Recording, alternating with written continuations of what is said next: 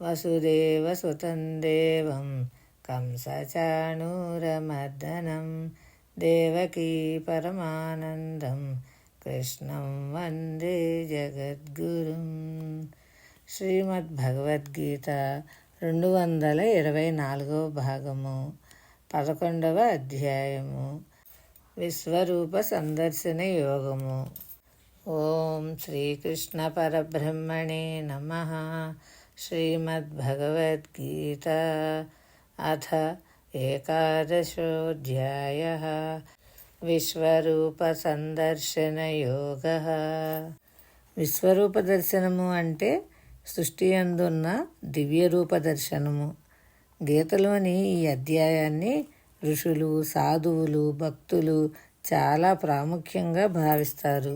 ఇంతకుముందు విభూతి యోగంలో చివరిలో తానీ జగత్తు అంతా ఒకానొక అంశంతోనే వ్యాపించి ఉన్నాను అని భగవానుడు చెప్పగా వెంటనే అర్జునునకు భగవానుని అనంత విశ్వరూపమును చూడాలి అనే తీవ్రమైన ఉత్సాహం కలిగి దానిని చూపవలసిందిగా భగవాన్ని వేడుకున్నారు.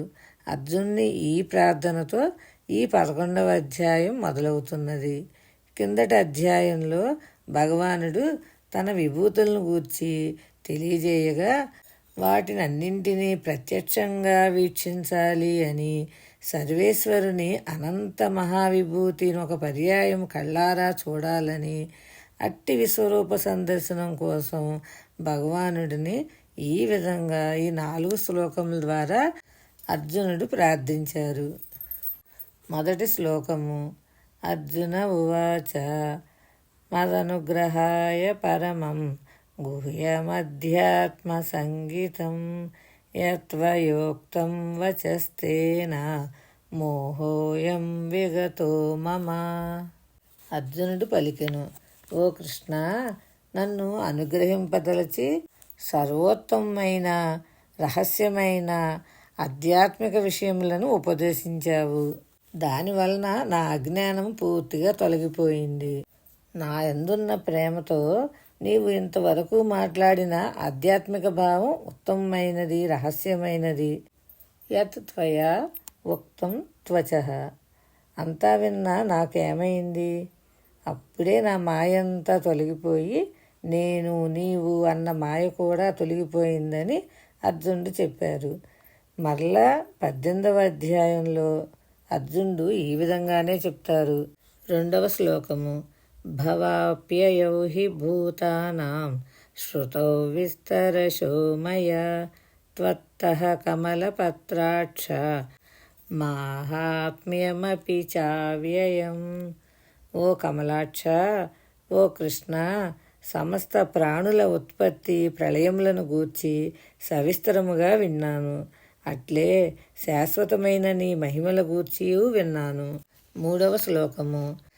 ఏవమేతద్యథాతత్వం ఆత్మానం పరమేశ్వర ద్రష్టుమిచ్చామి తే రూపం ఐశ్వరం పురుషోత్తమ. ఓ పరమేశ్వర, నీవు చెప్పినదంతయు సత్యమే, అందు సందేహమునకు తావులేదు. కానీ ఓ పురుషోత్తమ, జ్ఞాన, ఐశ్వర్య, శక్తి, బల, వీర్య, తేజోమహితమైన నీ షడ్గుణైశ్వర్య సంపన్న రూపమును ప్రత్యక్షముగా చూడాలని కుతూహలపడుతున్నాను.